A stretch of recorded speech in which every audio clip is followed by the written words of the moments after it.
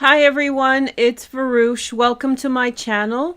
I'm excited to be here with you guys to talk about Jupiter retrograde. And so we're going to do some astrology about this, and then we're going to do an all sign. I have a lot of information to go over in this session. So it may be that if I find that the astrology gets really long, what we're going to do is take a break, and then I will send that as a deep dive for the members as one of their offerings. And then we will come back and do the all sign so that I can save it for the public. Jupiter retrograde this year is very interesting. It's in a deep synchronicity to a lot of the astrology that's happening. So definitely there is a lot to talk about. So I'm just going to go in and explain it. And once we see how long it actually took to explain, then I will decide if we're taking a break, and we'll come back and do the all sign.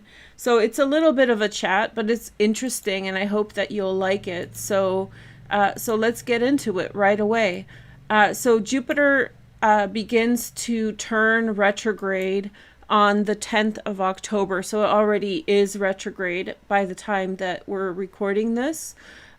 It begins its retrograde cycle at 21 degrees of Gemini, and it will continue to retrograde until the 4th of February 2025, at which point it's going to be at 11 degrees Gemini. So it's going to actually retrograde for 10 degrees, a whole decan. It's going to cover like a large chunk of space. It always does. And so it's a very interesting time. So one of my core goals for astrology talks is to make it really accessible for people. So sorry if you're familiar with this astrology. Hopefully you find something interesting in this basic information. So what is the sign of Gemini? Gemini is a mutable air sign. Mutable is the end of a season, and it has to do with modality. It is tied to ideas of closing, ending, coming to the end of a cycle, while air signs represent the mind and the element of air. And so the combination together is what the sign of Gemini represents. Gemini rules the third house in a natural chart, so what you're looking at here, and that chart is focused on communication, on neighborhoods, and also on people your own age, siblings and cousins, and so forth. So we'll see that theme actually come up a lot. So things that will be connected with Gemini as Jupiter transits Gemini: communication and writing, learning, also rapid emotional shifts and learning from people around you. Social relationships become central, especially with people your own age or people that you grew up with, such as siblings and cousins. With Gemini, sometimes there's some ambiguity. What I mean by that is Gemini is the sign of facts and details, but there's lots of different little pieces that are not tied together, such as they would be in the 9th house. So think of it as gathering data, right? Before we have processed the data, we don't know what it is. And so Gemini has to do with having a lot of information in front of you without having come to a conclusion or an understanding of what it represents yet. So it's a really cool sign. It's considered like a baby sign, and it's really fun. The strongest energies that experience transits through Gemini, so such as Jupiter in Gemini, so the signs that will be affected by this the most are mutable signs and air signs. So oftentimes on social media, people say, oh, cardinal signs, fixed signs, mutable signs. But the elemental dignity also matters a lot. And so in this case, we're looking at mutable signs. The the modality, and then the elemental dignity is air. So we're looking at if you have placements in Libra, Aquarius, Gemini, Virgo, Sagittarius, or Pisces, then they're likely interacting with Jupiter in some way. Specifically, if you have placements in the middle of those signs, then Jupiter will be forming aspects to placements between 11 and 21 degrees. But since it's turning retrograde, then it's going backwards from 21 down to 11. And so what is a retrograde? I jumped over that. And if I say things that are sort of advanced for you, like if you're just learning astrology, leave me a comment down below and let me know, and then I'll be happy to explain it, because probably other people are wondering the same thing. So a retrograde is an optical illusion where the perception of a planet seems to be that it starts moving backwards in the sky as opposed to progressing forward in the zodiac. And this has to do with like spatial dynamics and optics, and it's just an optical illusion. For the purpose of astrology, it's always been considered an interesting time that has to do with like a change of direction, a change of energy or frequency for the planet that we're talking about, and in this case it's Jupiter. And so Jupiter as a planet, again, we're sticking to basics, we're going to get into some more deep stuff in a minute, has to do with ideas of expansion, philosophy. It rules the ninth house in modern astrology. Philosophy, growth of the mind, in traditional astrology too, growth of the mind, fortune and luck. It's a greater benefic, it's called. It's the planet of optimism. One of the things that to be careful of with Jupiter is excess. So spending too much, drinking too much, eating too much, all of this kind of stuff. Another kind of like shadow side of Jupiter is blind optimism. So being unreasonably optimistic without any basis. So things like, spiritual psychosis, believing something that's happening without a touch to reality. It may lead to carelessness because you feel like you're so lucky with an aspect to it that, you go easy on your life, and so ultimately things catch up to you. However, it is a planet of teaching and mentorship, education, increased wealth and prosperity. So it has to do with like, I don't know, you want to work on things to make sure that they are be right by your life, but at the same time it does give you a lot of help and support wherever it is transiting in your chart. And again, this is a bit of a basic, but this is a general chart for all the zodiac signs. And so your chart will look different. And what you want to do is find where Gemini is in your chart. Depending on the type of chart you use, it may look a little bit different. But look where 11 to 21 degrees is, and that's the house that will be affected through this retrograde cycle. And it may actually be between two houses in quadrant-based systems. So you may find that, Jupiter is retrograde between the third and the second house. That's completely okay. That's the area of your life that will be affected. So let me just say this very quickly for anybody who's interested. First house is the self. Second house is your possessions. Third house is community and environment. Fourth house is family, sometimes considered endings. Fifth house is desire, children, love, romance. Sixth house is health and fitness, open enemies. It also has to do with routines. And I think that that's a really understated expression of the sixth house. So people don't focus on routines enough. So it's kind of what you do from the day to day. Seventh house is partnerships. I always consider that to people who have a large stake in your life. So it could be your life partner. It could be your best friend. It could be a boss, a person with who you work for. So the seventh house has a lot to do with established relationships, the most important people, or the people that you see the most in life. Eighth house is the house of endings, transformation, change. It has a lot to do with intimacy, and then it also has to do with shared resources with others. So second house is your own money. Eighth house is money shared with other people. The ninth house has to do with philosophy. This is one of the houses that Jupiter rules. And so philosophy, long distance travel, expansion of the mind, we'll be talking about it a lot today. 10th house is career, your public persona, who you are in the world. Very lucky house to have Jupiter in, if you have Jupiter in the 10th house. 11th house is friendships, social networks, and connections with others. And the 12th house is the other Jupiter ruled house in traditional astrology, and that has to do with systems. So how everything in the world, both your private and collective energies, add up into things that you can't necessarily control. So essentially it's like how everything fits together.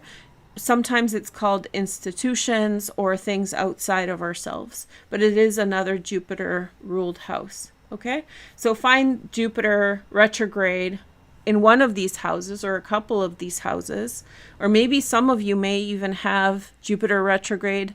I don't know if that's possible, but I'm sure we could find like a very northerly chart where Jupiter is retrograde through 3 houses. Most people will have 1 or 2, and that's the area of life that Jupiter retrograde will affect. What is Jupiter retrograde though? So we know what Jupiter is, we know what Gemini is. We kind of know what a retrograde is. Jupiter retrograde is about turning the focus inward, and also it's a good time to reflect upon life lessons and draw from those life lessons and move ahead. It's about reflection, assessment, and progress. It has a lot to do with reflecting upon your own actions and using that reflection and learning to move past and grow. It's a time of spiritual growth. It's a time of applying wisdom. So observation leads to wisdom, leads to progress. It's also a time in which you can align with your purpose. So things can get all over the place. Jupiter and Gemini can be very scattered. And so when it goes retrograde in Gemini, then there's this alignment that happens, like you start putting the pieces together. It's also a time of second chances where you kind of grow from the people around you and come to new conclusions and new awareness. In a negative sense, because I just want to mention some of the negative implications, we have delays. All those little pieces create delays, a lot of different loose ends. It's also a time when there's so many different details that you start questioning your own beliefs. So you may feel like basically overwhelmed with the details, and that can lead to a lack of focus, delays in life. And remember, we're all going through Jupiter retrograde, so even if you're maintaining some form of focus or centeredness, people around you, so you may be experiencing that other people are causing delays in your life. Overall, this is not financial advice, but in mundane astrology, what I would say Jupiter retrograde could signal is economic slowdown, not necessarily like something horrible like a crash, but it could, as everybody is dealing with the details, okay, it could lead to slowdowns economically, and also issues of justice will really arise. So people dealing with issues of justice, okay? And so Jupiter in Gemini in general has a lot to do with, I think I already talked about it, but I'll just go over what Jupiter in Gemini means. and that is a lot to do with social connections. The third house has a lot to do with you with other people your own age. So it's called the cohort. So people your own age, siblings, cousins, people that are on your level, so to speak.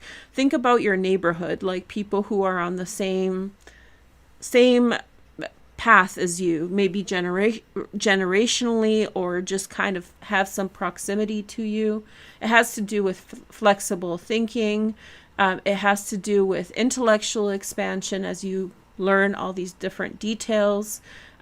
Inconsistent options, though, because you see a lot of paradoxical things come up. Information here, information there. It may not all add up. And so dualities may come up, paradoxes that don't have like a clear answer. So if you're faced with a lack of clarity, you might have to wait for things to come to an outcome. And it's a time in which there's a lot of like humor and wit, and people in an air sign, they're quite clever and smart and with it. So there's a lot of fun times and jokes to go around. It's a time of doom scrolling. So Jupiter in Gemini can have a lot to do with seeking knowledge. You know how you're on a app and you're looking for an answer and it just keeps feeding you information, but nothing is essentially tying it all in together. So think of doom scrolling as Jupiter in Gemini. Less confidence in decisions because there is such a fracture here. It's a good time to study subjects like astrology, metaphysics, anything actually that is kind of inquisitive or kind of like appreciating the world at large. It's a really good time to hear feedback from people your own age. Again, I said like people your own age, your cohort, people giving you helpful perspectives. Okay. Jupiter retrograde in Gemini specifically represents thinking a lot about your childhood. The third house is linked to childhood. It can have, as I said, a connection with siblings and cousins. It can also have a lot to do with like rewriting life story. So if there's something about your life that you really want to change, this would be a time in which you could go and try to do that, or that happens organically around you. So get ready for improved circumstances. It's also a time in which you are improving relationships with your cousins, siblings, and peers. Okay, so that's the breakdown of the transit of Gemini, of retrograde. I think I hit it from every single angle. But let's talk about this year and what is happening. So I mentioned some signs, the mutable signs and the air signs that are affected, but there's 4 signs that are experiencing a more intense Jupiter retrograde than other signs. And a lot of this information is like fact-based. So I'll post it on Threads and on Instagram and maybe somewhere else. So if you're missing this information, you can go and follow me there for more info on that. I do have to warn you that so I have 3 signs that are going to have a positive experience with this, but there is a sign that will experience tension or friction, and we're going to explain that in great detail today. But if you're a little bit sensitive, if you're not wanting to hear it, then you can pause the video or watch it later, and maybe I'll leave a note. Essentially, I'll be talking about the sign throughout astrology from here on in. So I don't know, take it or leave it. But with every energy, there's a learning curve. And this sign that is negatively affected by this Jupiter retrograde ultimately gains the biggest rewards because it faces challenge and then growth. So it's not all lost. But let's go through the good ones. So the sign that is experiencing the most immediate and intense positive growth is Libra. And this is because Jupiter forms a significant amount of aspects to transits in Libra. It's a very, very active time. And it has already started essentially through Libra season. So right from the beginning, Libra is getting a really good dose from Jupiter retrograde, positive aspects. And we'll talk about this all through the all sign as well. Then Aquarius actually is going to experience really good energy from Jupiter retrograde. Again, but Aquarian energy is going to gain benefit from Jupiter retrograde in January, February. So at the end of this transit. Another sign that is gaining a lot of positive benefit, and in some ways it's less intense, less frequent, but maybe more deep for some of you, and that's Aries. Aries gets a couple very significant things happening between transits in Aries and in Gemini, and so that energy together is quite transformative if you have Aries placements. Okay, so the sign that's going to have it a little rough through this whole period. And remember, the outcome is good. So you're faced with a challenge and you're meant to overcome it. But the sign that I think will have probably the roughest time with Jupiter retrograde, ready? Pause the video now if you're squeamish. That's going to be actually Sagittarius. So Sagittarius is going to experience significant amounts of transits that are going to create tension between Jupiter and itself. So expect, if you have Sagittarian placements, really pay attention. Watch that part of the all sign, even if it's like Venus or Mars. Pay attention to Sagittarian energy, the house it's in. Just pay attention, okay? So I wanted to give you an eagle's eye view. Let me see for time. Oh, I'm doing good for time. I might be able to make this a null sign. I thought I was going to get really long-winded, but it's just a little long-winded. And hi, everybody in the chat. So I think I'll be able to fit this all in. I just didn't want it to have...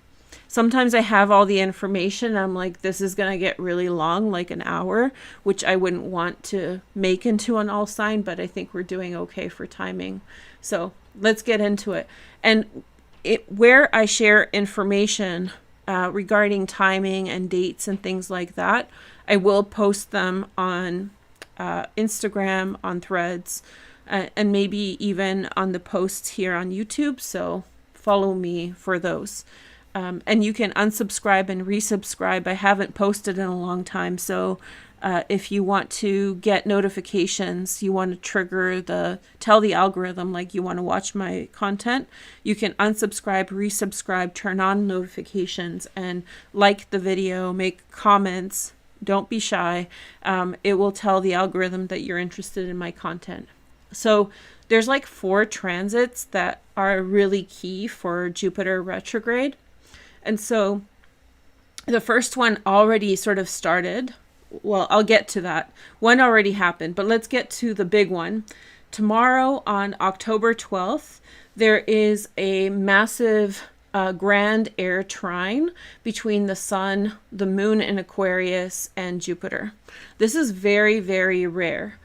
So this is the only time that this Grand Trine will form when Jupiter is in Gemini. Furthermore, this Grand Trine has not happened since 1989, June 1989, when Jupiter was in Gemini. There was a time in 2000, which is October 7th, 2000, in which a very similar Grand Trine started to form, but the degrees between the different transits were too loose for it to be as like perfect symmetry of a triangle, right? So we haven't had a true Grand Trine in air when Jupiter was in Gemini since 1989. And if you've been following me on other social media, you know that the Grand Water Trine that we had about a week ago was pointing to 1989 as the different points, the Grand Water Trine between Saturn, Venus, and Mars. The points of that Grand Water Trine were pointing to transits in 1989. And you guys know that I'm Polish, right? 1989 is very, very significant for Poland because this is the year in which communism fell. And not everyone knows, but communism or socialism in Poland was not self-directed. It was imposed upon the country. So you were under control. You were under the imposition of foreign powers. The country was. So it was a real liberation moment in Polish history. And ironically, that happened on June 14th, 1989, which was only 10 days after the last time that this Grand Air Trine formed. So for me, it's very special, and it's a point of celebration. Many of you guys are either Polish or you have Polish history, so this connection is really deep for us. Beyond Poland, a lot of the Soviet bloc fell after that time, but this specific Grand Air Trine is connected to Polish history, emancipation from communism, and our progress forward. Very nice times. So furthermore, so let's talk about the Grand Air Trine. I promised you guys I wouldn't talk about mundane astrology too much, but it's a nod. I'm Polish, solidarity, all that stuff. So yeah, I wish you guys all the best. And so just a nod to that. So ironically for me in 2000, I had another significant moment to do with Poland. So it's kind of like, I've been thinking about Poland a lot, and so yeah, our freedom, and a lot's been going on politically in Poland right now. It's kind of bubbling under the surface, but this is really interesting from a mundane astrology perspective. But for us personally, we're talking about the two main transits, the sun and the moon. I'm not shading rising sign, but in terms of transits, the sun and the moon are like the most significant transits. And so in aspect to Jupiter, this Grand Trine, it's like one of the strongest Grand Trines you can have.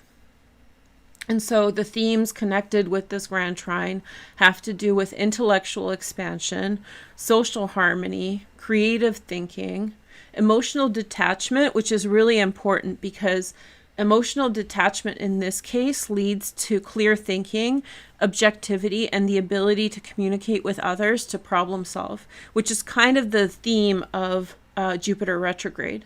It has to do with collaborative energies. Downside is overthinking or actually superficiality. So diving too deep or not diving deep at all. So it's kind of like, it can be very fractured again. Debates, leadership, and again, the theme comes up for the Grand Air Trine in which you are set upon your dharmic path, which in Western explanation would mean that if you've lost your way in some ways, this Grand Air Trine between Jupiter, the sun, and the moon kind of gets your priorities in check, right? Gets you going in the right direction because your mind's thinking clearly. So that's happening tomorrow, October 12th, 2024. And I'm really excited about this transit. It's like, I want to tell you guys about the good ones, and that's probably as good as it gets. And it hasn't happened with Jupiter and Gemini, in a long time. These trines to Jupiter happen all the time, but this specific one is pretty rare. The other thing about Jupiter retrograde in Gemini that's mirrored by this Grand Air Trine is improvement in relationships, specifically people your own age. So be really open to negotiating and improving your relationships with friends, siblings, cousins. Opportunities will arise. Okay, so that Grand Air Trine Jupiter retrograde has already started, but the Grand Air Trine sort of opens the energy in this big way, opens up our opportunities to speak with each other and connect with each other. It's really inspirational. The other main transit that Jupiter is experiencing while it's retrograde is a square to Saturn. And so this has been an ongoing energy.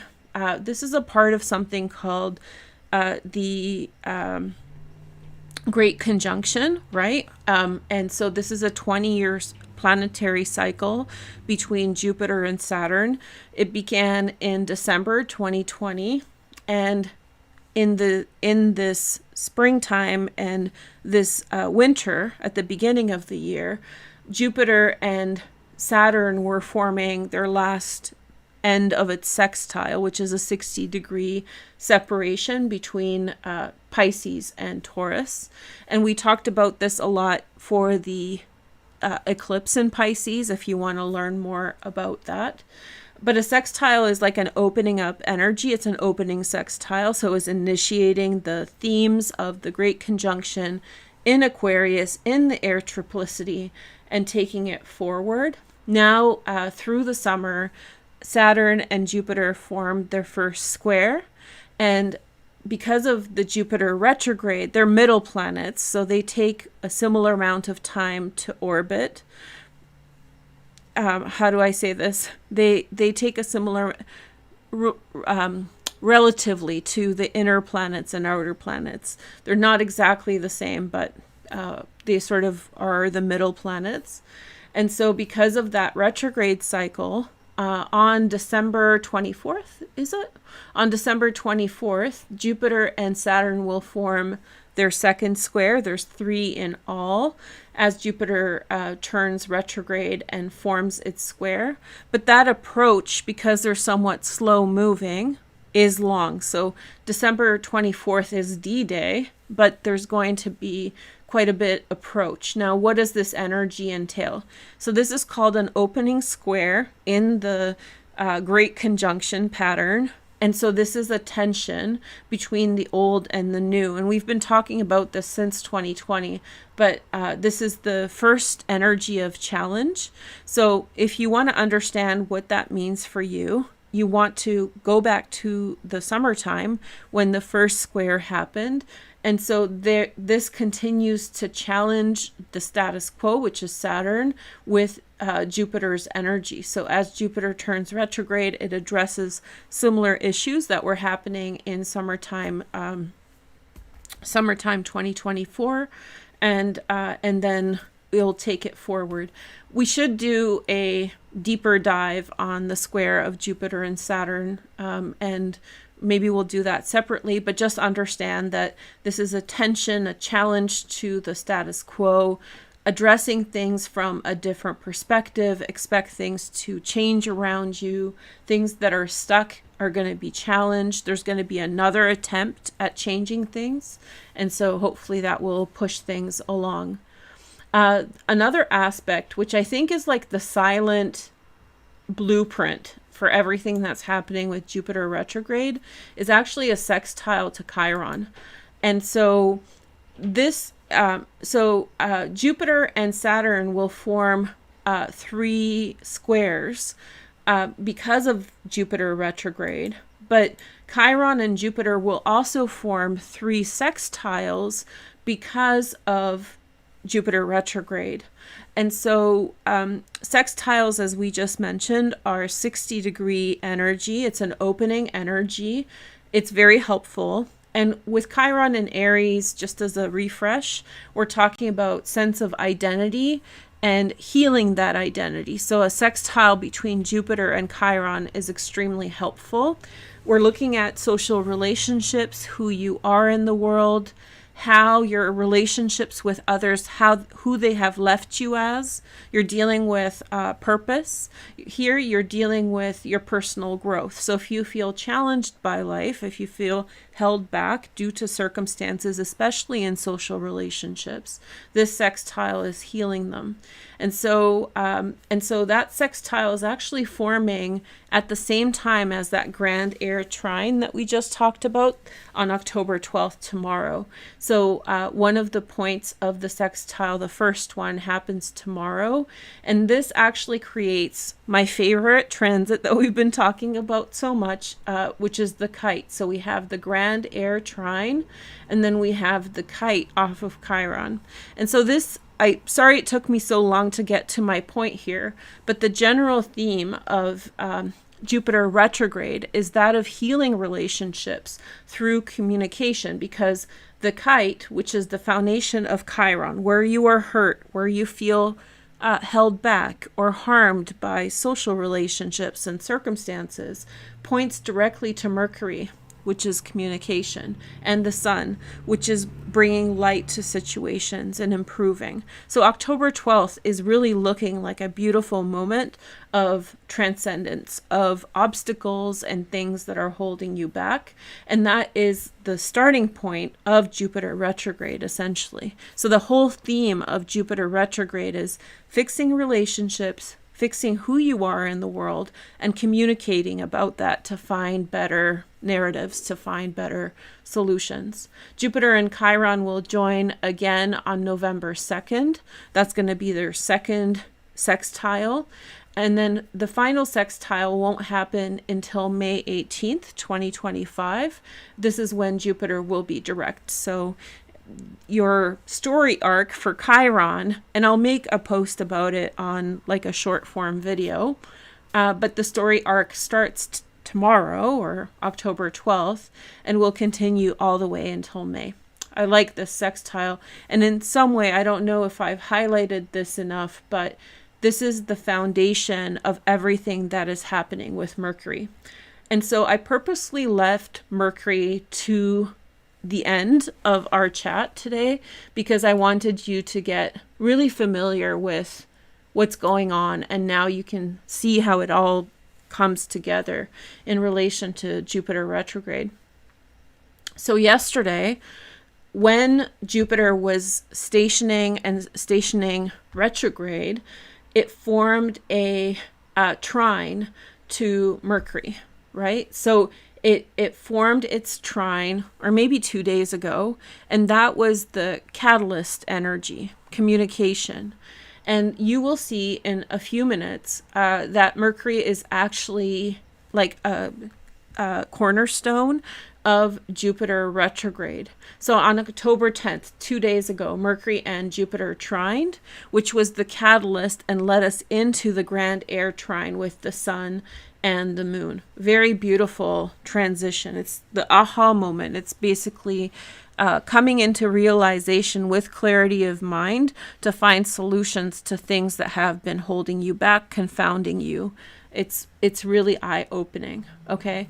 So Mercury actually is so important because it will move into Sagittarius on November 2nd. And so this is where Mercury will have a retrograde cycle. And so when Mercury moves into Sag on November 2nd, it will actually stay in the sign for the rest of the year, till the end of the year, because of that retrograde.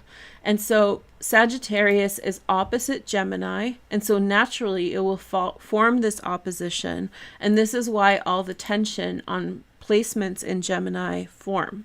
Okay, so Mercury opposes Jupiter in Gemini. This is a tongue twister, and so the planet of communication is actually opposing the planet of luck in Gemini.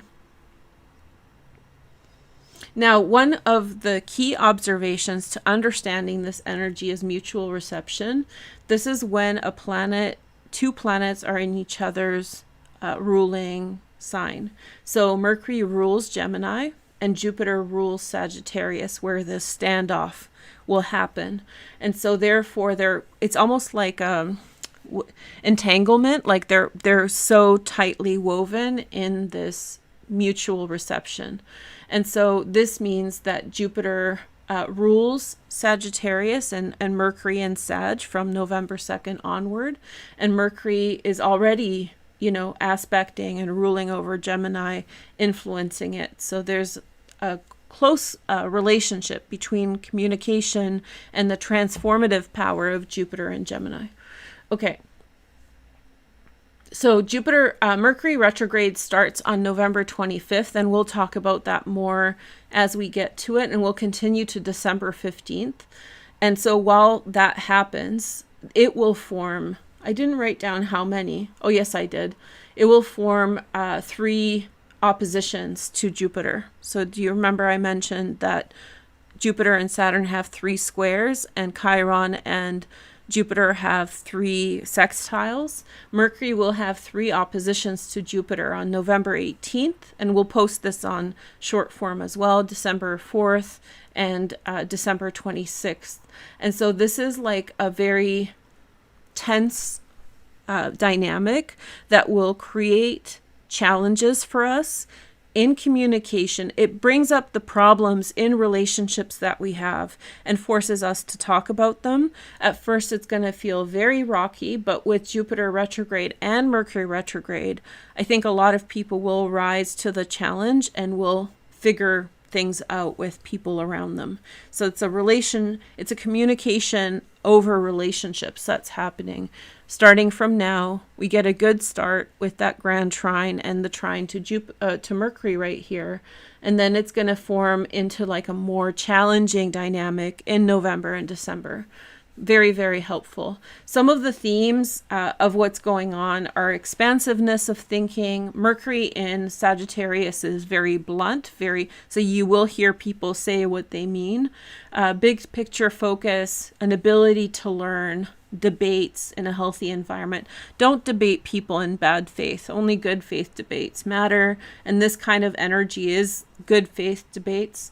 Mental freedom, overgeneralizations are bad, but Mercury in Sag tends to do that.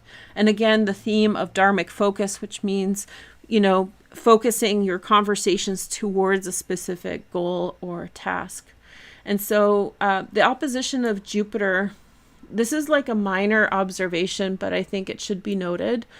Opposite to Jupiter is a point called anti-Jupiter, and this is really true for Chinese astrology.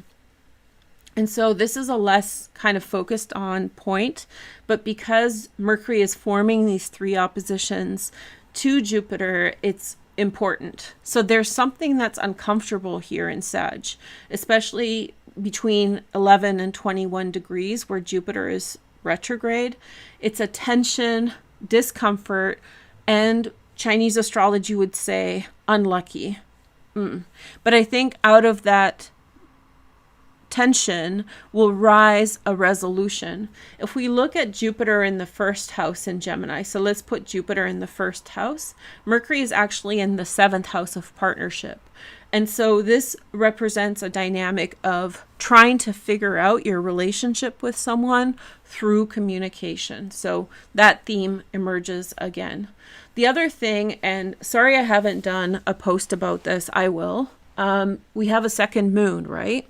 And so that second moon is with us until November.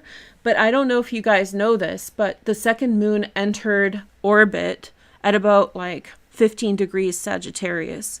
And so that is happening opposite Jupiter, and it's kind of in that anti-Jupiter position where Mercury is retrograde. So I think that's really interesting, the synchronicity of all that. I think there's a challenge here.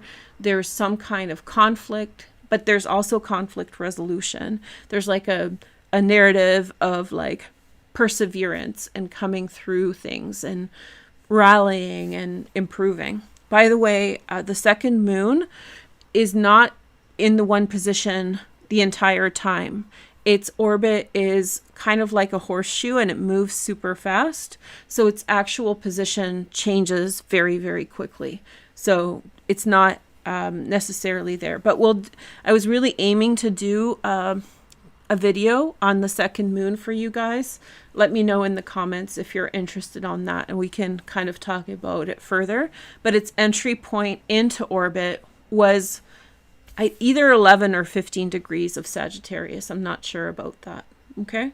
So yeah, communication, digging deep to resolve problems, and bring in mind that sextile to Chiron, it's like where you are hurt, where life has hurt you, and where you want to persevere through. So that's our chat. I think I did pretty good at 43 minutes. So we're going to do the all sign. Hi, everybody. If you guys want to leave me comments and likes, then the algorithm will send you my content next time I post. But yeah, I feel confident that we can do the all sign now. I'm just going to switch my charts to a chart. That chart was the one that I could, how do I say this? The other chart was the one in which I could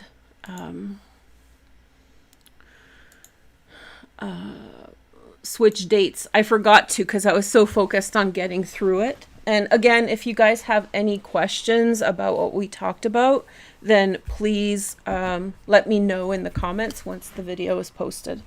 So, hold on. Okay.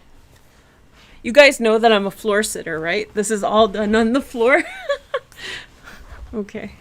Well, on very comfy pillows.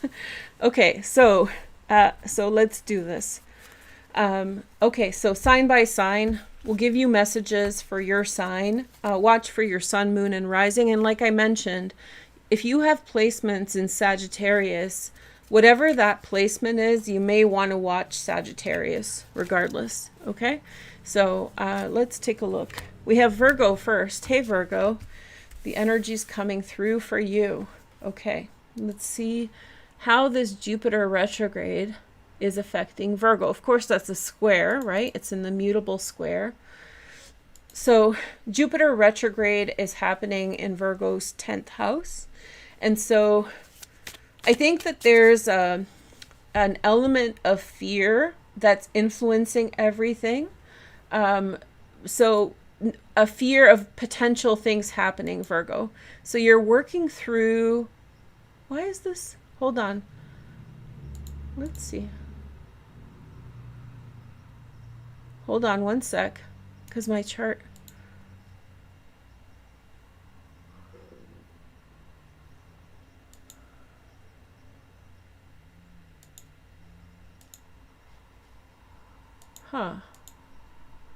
Let me try to bring up the chart again, because it's coming up as Aries, but it should be Virgo. Hold on. I will fix it. Sorry, Virgos. Okay. That should do it.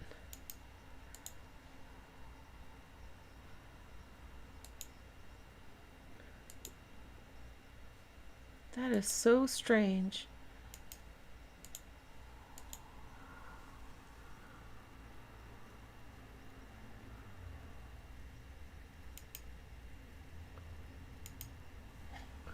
You know what I'm gonna do? One sec. I'm just gonna, you guys can talk to me in the chat. I'm gonna restart my astrology program because there's some kind of conflict that's going on with it.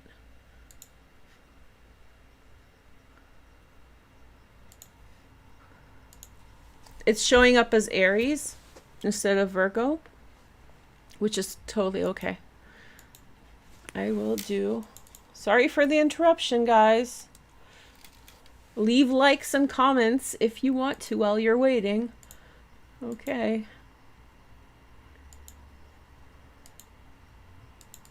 There we go.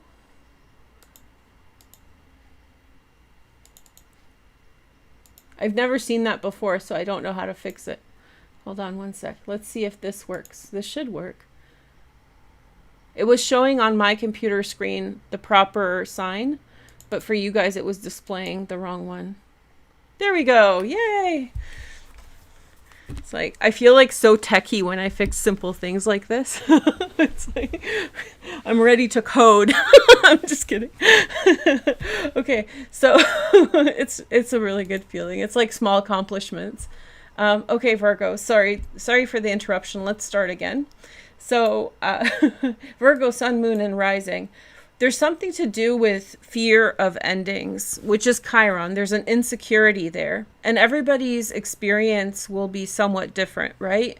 So you may be experiencing worry or fear around endings that's playing out in your public life in some way. So that's the backdrop. But we're looking at Mercury as well in the 4th house. And so key conversations with people around you. Virgo, pay attention to how people around you talk. This may not be intentional, but people around you may be reflecting your fears back to you, and so holding you back from reaching further. So you may actually notice that people that you love, your family members, are saying things to you that are less helpful for reaching the goals you want. And the tension may arise from the awareness that where you want to be, it's kind of like them mirroring your own thoughts back to you, right? Like things that you had thought about before, they're just mirroring what you've said to them. And as you're trying to move forward, those echoes from the past, which is voiced through your family members, may in some way kind of stunt you, or try to stunt your growth. I don't think they're doing it intentionally. Like I said, they've probably heard you say similar things in the past, and so now they're just trying to give you what they think you need or want. Here's your cards. We have the Temperance card, which is Sagittarius, right? Which is good because that's where Mercury is. We have the Nine of Cups, which is Jupiter in Pisces. That was a couple years ago now. And so then we have the World card. Okay. Well, Virgo, it seems as though something is available in the world regarding what you want, right? So we have Temperance, Cups. Don't be too slow to go after your dreams, Virgo. It feels as though there's something within you that's holding you back from fully going after what you want. And through Jupiter retrograde, so between now and February 4th, it looks as though something is presented to you, travel, and especially like growth and expansion somewhere. So don't miss that opportunity. It feels as though there's something that's slowing you down. It might have to do with family members, and it probably has to do with a pattern of fear that you're dealing with. Chiron has been in Aries since 2018 or 2019. And so there's a pattern that you're working through, a general pattern of how you hold yourself back in things. And so right now it's interacting with Jupiter retrograde. So this opportunity is gleaming. It's like you're a raccoon and it's like shining like gold. So you want to go after it. You don't want to hesitate, but there's hesitation here, and it's likely because of your fears that things won't work out. So work on that, and hopefully you will find perseverance through it. I know you will. Remember, all of this energy, even if I'm giving you some critical feedback, it has to do with progress and evolution. So if there's a problem, it's there for you to problem solve it, right? It's coming up at this time so you can get through it. Next sign is, oh, I'm glad we can do this in one, and I'm glad it's honestly, I have moon in Aquarius. So whenever I read and the moon is in Aquarius, I explain myself the best. It's really wild. So, or maybe it's just like, how do I say this? I forget the term when you like expect something to manifest destiny. No, when you believe something to happen and it happens the way that you anticipate. Okay, so we have Leo next. Meow meow, Leos. Hello. Let's take a look at your chart. You get Mars retrograde. I didn't mention this in the main astrology, but if you have Leo placements, Mars retrograde begins in Leo in December. And so this isn't a strong aspect to Jupiter because it's not by degree, it's just by sign.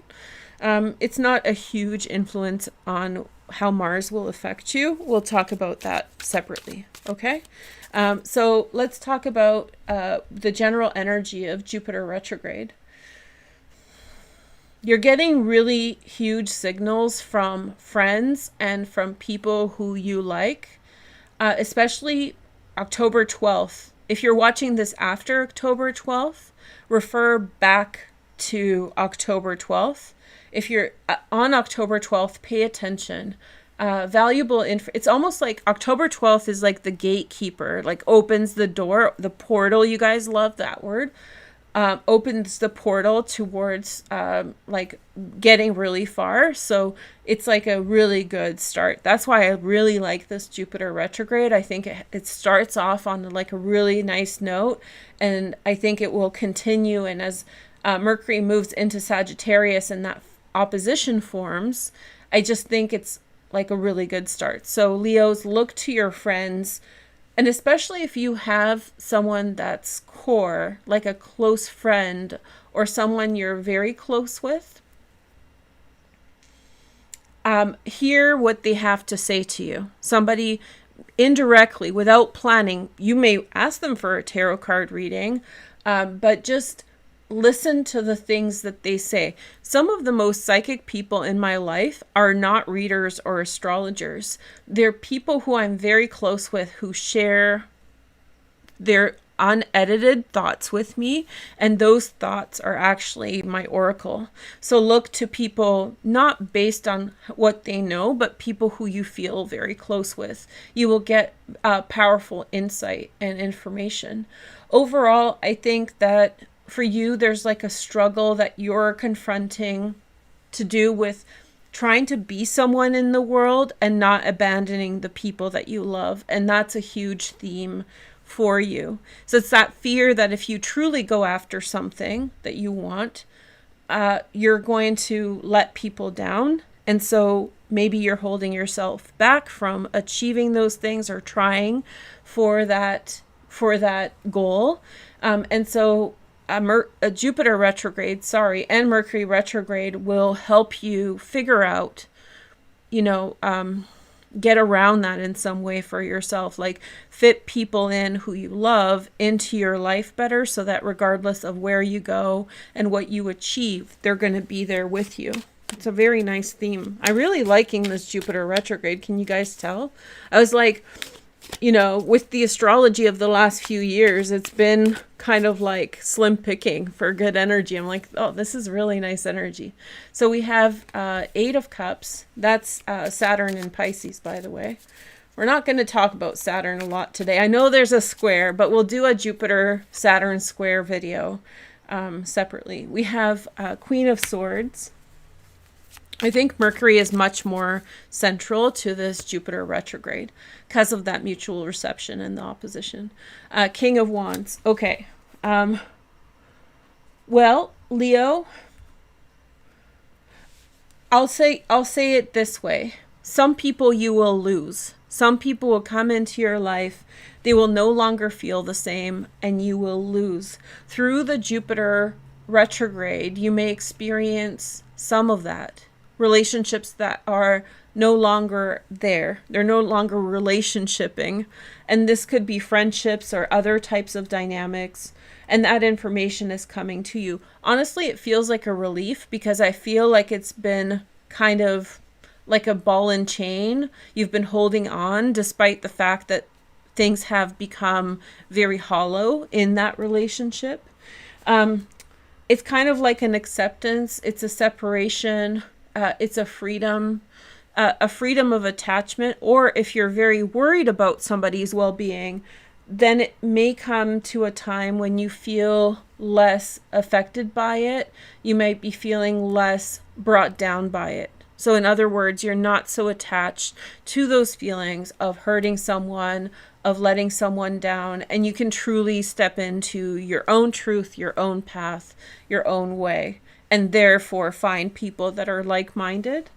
It's that pressure. It's the emotional pressure that gets released with this Jupiter retrograde to accommodate other people, even if there's no feelings left in that dynamic. So it can be romance, but it is the 11th house, so it's pointing more towards friendships and social connections. So a friend with whom you maintain connection, but you're no longer so close with, or feelings like you have to be there with someone even though you don't want to be.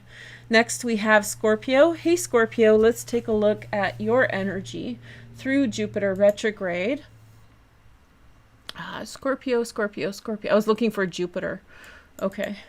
As the years go on, I have to lean in closer and closer to my computer to find the... Oh, Veroosh needs glasses. Okay, Scorpio, Sun, Moon, and Rising. Let's take a look at your placement. Okay, so Jupiter retrograde is happening in your 8th house, Scorpio, and that has a lot to do with like changings and endings. If something was meant to change and it hasn't, it is likely that it will end during Jupiter retrograde. This is helpful and healthy, and you should be celebrating this. So something that should have come to an end through various reasons may have not, And now as Jupiter retrogrades through your 8th house, it's likely that will transform and change, and there'll be a way. Also, second chances with loved ones, about shared resources, and also intimacy, guys. So if you have wanted intimacy with someone and it's not been working well, there we go. Jupiter retrograde can help you fix those issues. In a bigger scope, when we're looking at the whole chart, when we're thinking about this gatekeeper energy with the sun and moon, I think a lot of things that's happening in your relationship, Scorpio, has to do with deep psychology and transference. So not everything is going to be explained by words.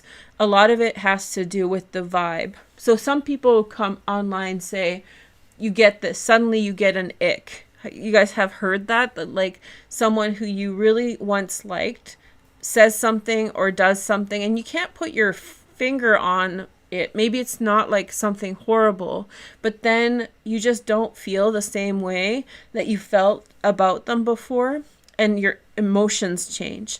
So we're not talking about you getting the ick. In fact, I think that this is an improvement of relationships, Scorpio, in which you feel better about a relationship and suddenly on an emotional level things change and there's like an inherent understanding that's emerging here. A lot of this has to do with Chiron in the 6th house, remember, about dealing with the routine of your everyday life and in some way finding the means through which being able to communicate that. As Mercury and Sun edge towards your sign and Scorpio season, what's hidden is emerging. And so Jupiter retrograde will continue through Scorpio season, and what is now hidden as Scorpio season emerges, as Mercury emerges into Scorpio, communication starts to flow. So be patient. I think communication is beginning for you.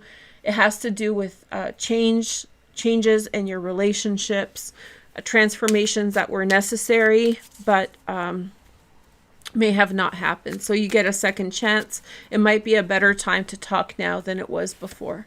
Let's see your cards. I took the cards up. Oh no. So I have this rule. You guys know I don't read reversals, but when a card shows up reversed, I kind of heat it. So you can see the deck is upright.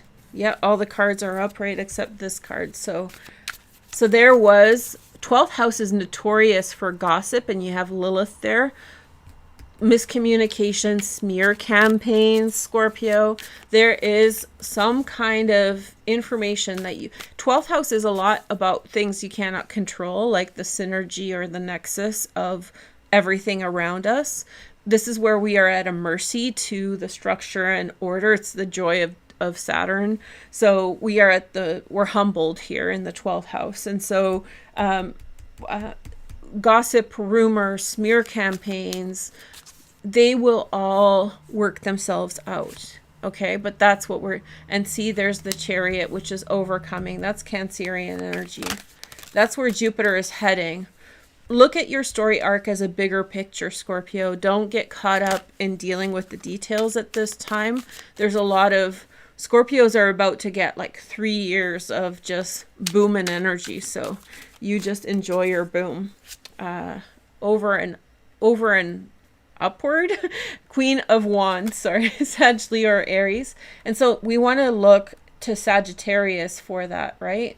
And so this is where Mercury is going to be in the 2nd house. It looks like maybe there have been influences on your money, Scorpio, through all of this. You're going to overcome. You're going to get much more. Just hold your head high and push through. You're basically walking over a bad situation in which there was probably some disingenuous or dishonest behavior behind the scenes, something you couldn't control. And over time, I think it's going to tide out. The truth is going to come to the surface. But there's also this like Mercury retrograde in the 2nd house, and watch the beginning for the exact dates of that. But I think it's like, what is it, November something to December something. November to December. But it's through that time, house, and we'll talk about it more. But through that time, you are going to overcome, persevere. You're going to get much more than before. Okay?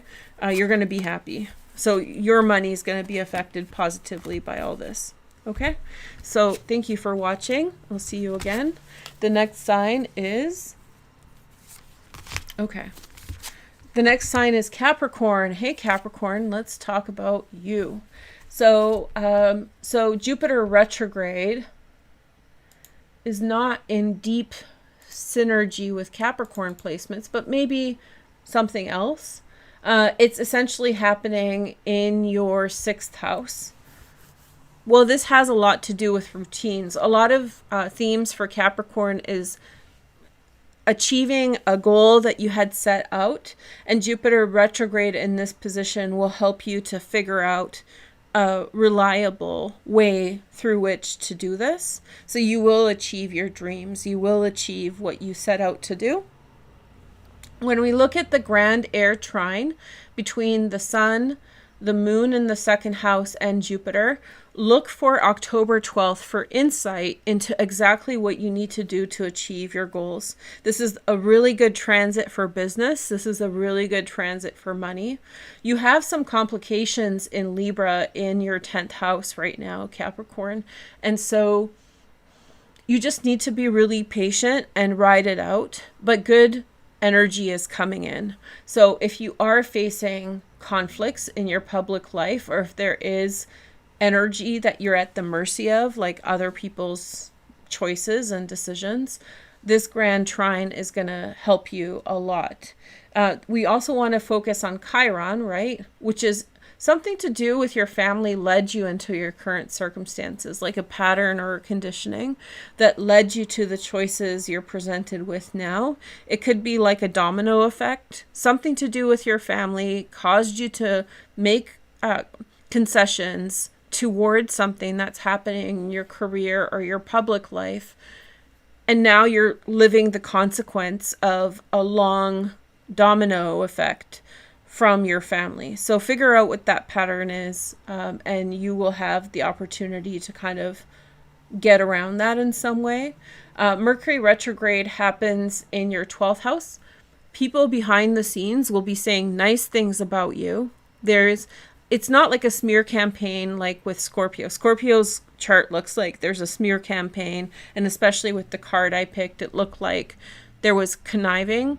In your situation, it's different because it is also the 12th house. I think in your case, what it's referring to is somebody is saying nice things behind your back. There is people that are impressed by you, people who are, speaking up about you in conversation, and that's helping your issues along. So you're getting like really good representation. You're getting really good, like with retrograde Mercury here, somebody who didn't say something will say something now. Something along that line is happening. So something is working in your favor. Your name is said in offices in a positive regard, and that is helping your cause along, your bigger picture. Hey, let's hire Capricorn. They did a good job last time. That kind of thing is happening for you now. Positive regard, right? You have the Lovers, which is Gemini. That's where it's all... I should bring it back to like square one, which is Gemini. For you, it's all about routine. Through Jupiter retrograde, focus on refining your routine. Where are you leaking water? Where are you wasting time? Where can it be better? We have two of, just fine-tuning your routine. I will say, with the Lovers here, it does feel like maybe you're emphasizing your personal relationships too much. Like, are you wasting time on romance, or are you wasting time on thinking about romance if you don't have romance? Like, I'm saying this kindly, but priorities straight, Queen of Swords, you figure out how to manage time a little bit better. There's some chaos that's happening in your 10th house. Not terrible chaos, but there's a lot of details. And so the only thing that you can really control is your 6th house here, which is make sure that you have your organization well set up so that you can meet whatever is your outward expression, like your work where you are in the world, so you're prepared to deal with whatever comes up. This is you very organized, like, you know, this can come up and this can come up and I know the way. So this Queen of Swords just opens the door for that. Okay, let's see the next sign. Sun, Moon, and Rising. Okay, so we have Aquarius next. Sun, Moon, and Rising. Hey weirdos, let's do it. Nick Mason, are you watching? I'm just kidding. Okay, so I'm just gonna find your chart. Okay, so hey Aquarians. So I, over the last few days for Aquarian energy, and especially like with like Pluto here stationing today, but I've really reflected on the fact, and I try not to like put salt on wounds as it was happening, but I was reflecting on the fact just how much Pluto in Aquarius is going to be like a lights on moment for your sign. I was really thinking about just how bad for some of you Pluto in Capricorn has been. So if you feel battered and tattered, it's not helpful for me to mention that in the years before, right? But I was just like reflecting on it. I'm like, oh, some Aquarians have really had a hard time with Pluto in Capricorn. It may have felt very overwhelming. So congratulations, you're in the home stretch and Pluto's about to move into your home sign. I've had Pluto go through my first house, and as like old enough to know what's going on person, it was awesome. So I hope you enjoy it. It's a really good time. But let's talk about Jupiter. Jupiter retrograde in the 5th house. For you, this could be a second chance at love, point blank. It could be especially October 12th. I don't know what's happening for you, but there's really like an opening of the door, opening of possibilities. If somebody's knocking, you can open the door and communicate. There's just a real kind of like nice energy for reaching out into the world. And the moon in the 1st house, it's like what's in your heart is being expressed in the world. So 5th house is my favorite house. I mention this periodically. It's the house of desire, right? And so Jupiter transiting through your 5th house in aspect to moon, I think it's like one of the nicest arrangements for anyone. We'll see the other air signs, right? But I think that yours is probably the best, and it's kind of like the championing sound of the Pluto entering Aquarius. It's like there's hope after all, Aquarius. Good, it's looking good. And in particular, I like this sun with Lilith here. So things that have been dark and confusing and difficult. Lilith here is almost like it's a period of Pluto's like bad, but Lilith makes fun of it, you know? So it kind of bitter. And so with the sun here and the moon and stuff, it's almost like you're getting something in spite of the bitterness around you. You're getting some positive in spite of the bitter. It's like the pat on the back, you know? The upswing of energy. I love it. And so for some of you, Chiron is in the 3rd house. This is really personal stuff. This is personal stuff with friends. This is like how people have treated you. You may think about like pattern recognition of how you were treated when you were young and how that led to other things. So this is really deeply connected to what's happening in terms of Mercury retrograde in your 11th house from November to December. I forgot the dates, but it's like, I think you're going to have a good couple months, Aquarius, especially in the area of social fulfillment, making friends, improving the dynamics with friends, like who you are in those relationships. That's all being fixed. That's all improving. Let's see your cards. So we have the Page of Cups in the upright. This could signal like a nice friend reaching out or someone really nice reaching out to you. See, this is you behind closed doors. You're so used to being hurt it's almost like, so what I was trying to say delicately, and I'll be blunt about it now, is like you've been hurt and you've closed your doors to people just to prevent people from hurting you. But there's something coming in with like a nice, gentle, friendly energy. It's good. They're knocking on your door and they want to say hi. And then we have the Four of Wands. There's a really good outcome to this. This doesn't have to be love. Four of Wands can be love and relationships, but it can be just somebody, your heart's thawing, you know, like and it's not that you were cold for bad reasons. You were protecting yourself, and through bad circumstances, you were being bullied or picked on, Aquarius. And now, you know, like a little fairy, a little friendly fairy is coming into your home, and it's trying to wake you up. And at first you're going to be resistant, but ultimately you'll find a nice little treasure there, a nice little friendship. So enjoy. I think that this will definitely play out more and more as Mercury turns retrograde, and we'll talk about Mercury retrograde when we get to it. Okay, so let's see next card. I know this is Pisces, sun, moon, and rising. Let's take a look at your chart.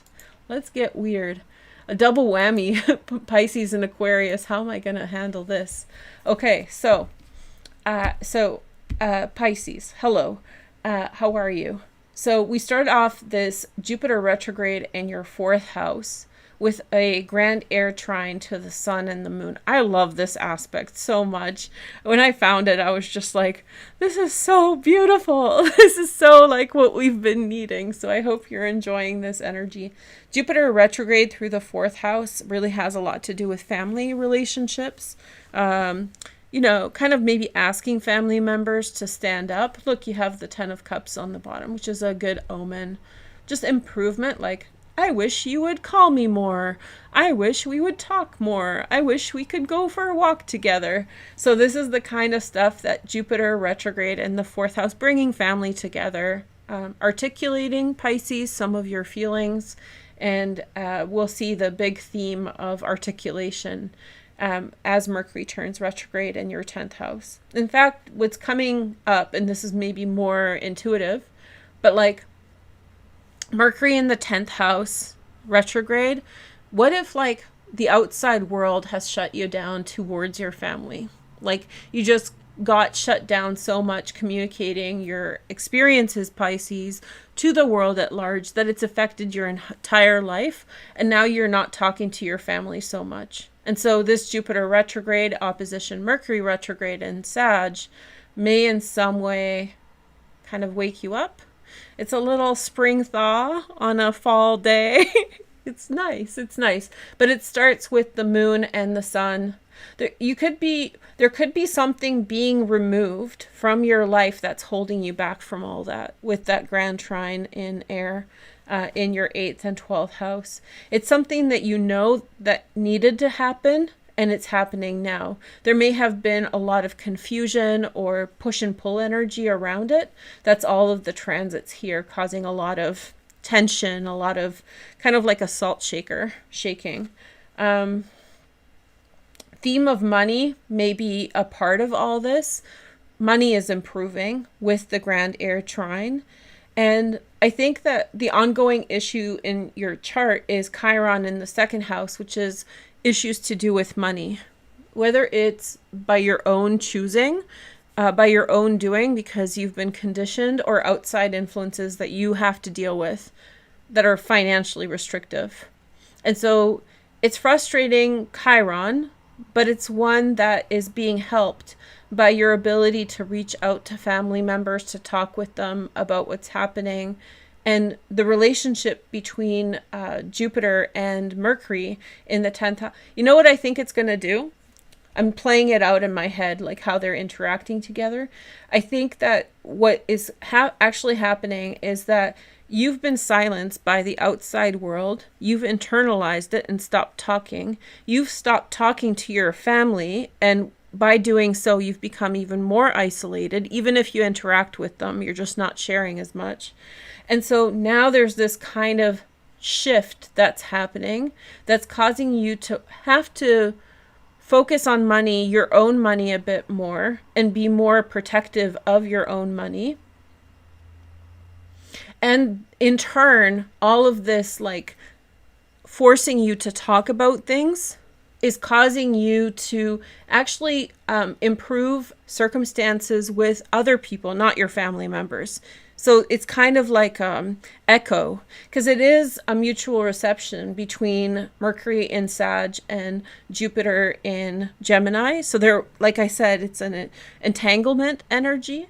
And so one's feeding the other. It's like a yin and a yang, you know, just spinning together into like oneness. So being quiet towards your family in turn transforms into being quiet with the outside world.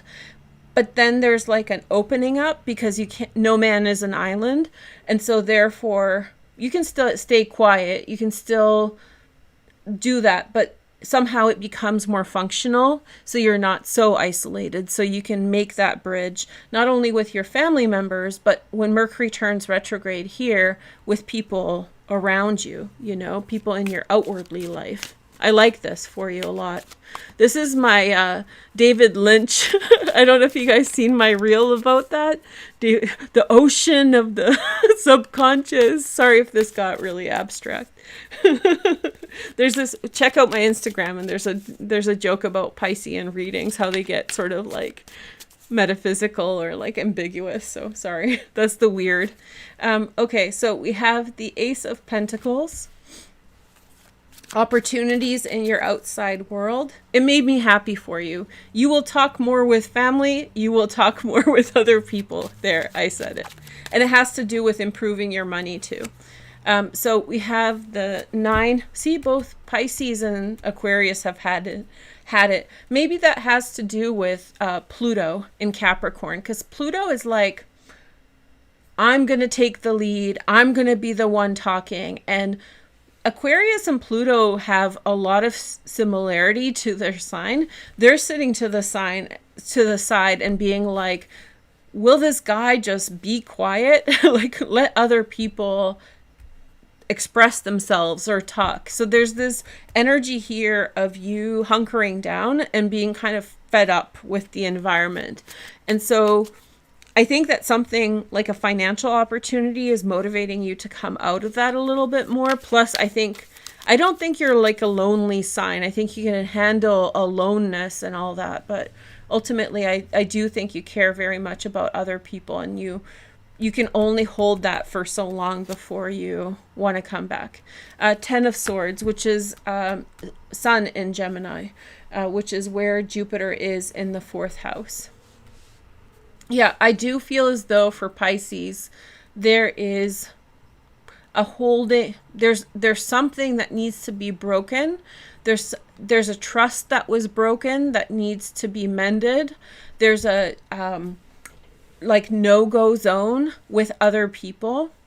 And I think that Jupiter retrograde and Mercury retrograde are going to challenge you with regard to that. But ultimately, you'll be like an overcoming, and it's going to be good for you financially. So I think that there's a reason why you are so, how do I say, cautious, or this is like you put your foot down on something, you know, and it takes a lot for a Pisces to put their foot down. But there's some really specific reasons why you put your foot down, and you said, no bueno, I'm not going to go any further with this one.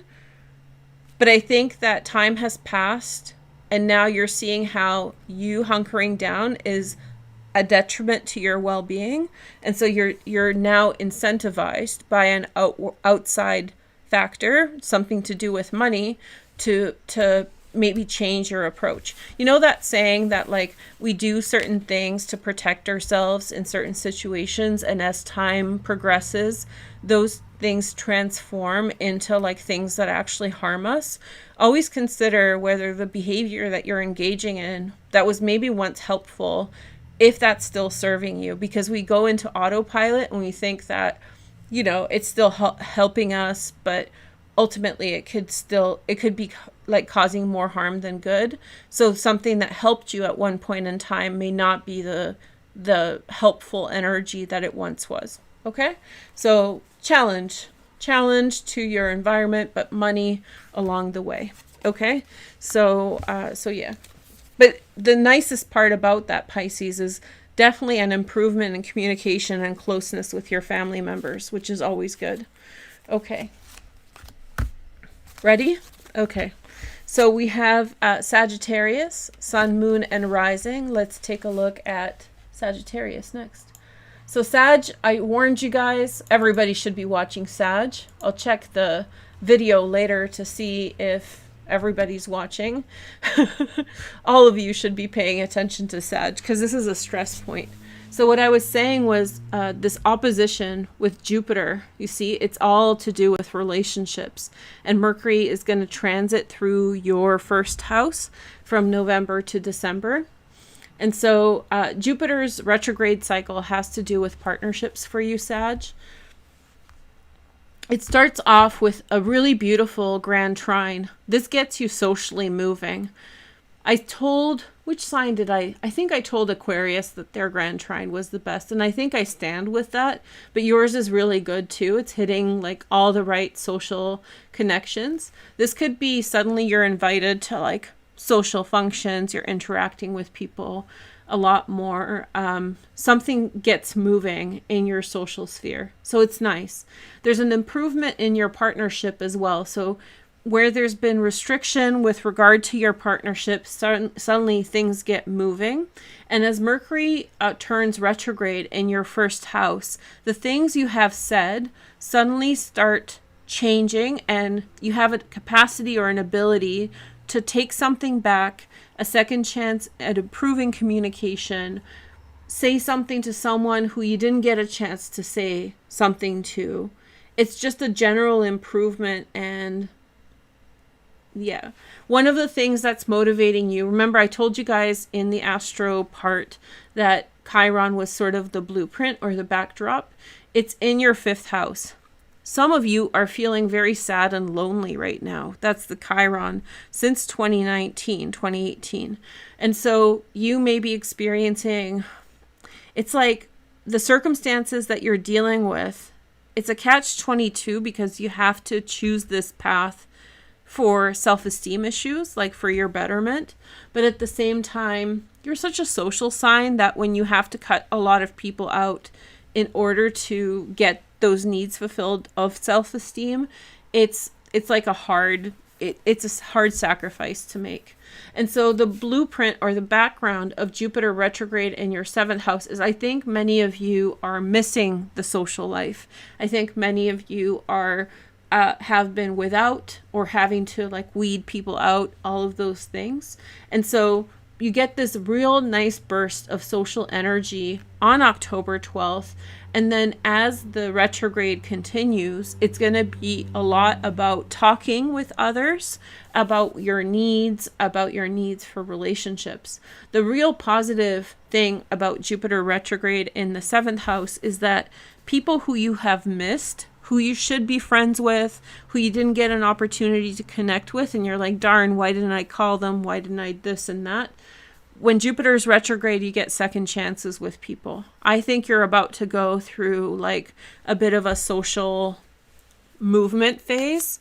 And so if you're feeling a little lonely, Sag, if you're feeling like you have no buddies, I think that they're about to come through for you, and I really like it. But really remember, in the beginning of the astrology, I told you guys this. It's only about the things that you can control. Even if you have been victimized, the only things you can control is the self. So really practice correct self-expression. Like tell people how you feel accurately and without like malice or hate, so that you can free yourself and become connected with the right people. The next message is the tarot. Sorry, see, you've been turning people down a lot for social connections. Lots of like, no thanks. You know, I don't feel you're protecting yourself. You're not the only sign doing this. So a lot of people are in this protective phase. Rest really helps with social interaction. When you have good rest, when you've slept well, ate well, then you're much more ready to connect with others. And then you have the Knight of Swords, Gemini, Aquarius, or Libra. This feels like a little bit of a challenge energy. Somebody comes in, you know, some of the confidence in relationships comes from knowing that you will feel comfortable saying no. So there could be a situation where somebody arrives who is doing all the things that you're nervous about, right? And maybe part of the answer is you anticipating that that's happening, but when it actually happens, you confront it. You will feel more confident in your own ability. I always tell this to clients who are getting readings because they're really like outward focused. Like I'm scared that this pattern will keep happening to me. And I think it's really helpful to foster like a feeling of agency in all.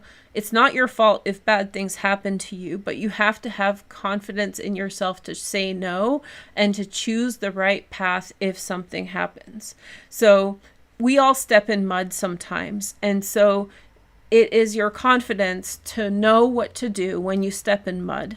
It happens. And so you, rather than focusing on the fear of the potential of someone coming at you sideways, have the confidence in knowing that you've been through different situations and you've handled it well. So it's kind of like, it's a real Chiron, like I want love issue, but I want love, I want affection, I want closeness with others, but I'm worried of getting hurt, right? So the sextile between Jupiter and Chiron is going to be very powerful. I'll post the dates of those sextiles when we get closer to them. Well, there's one today. So right at the beginning.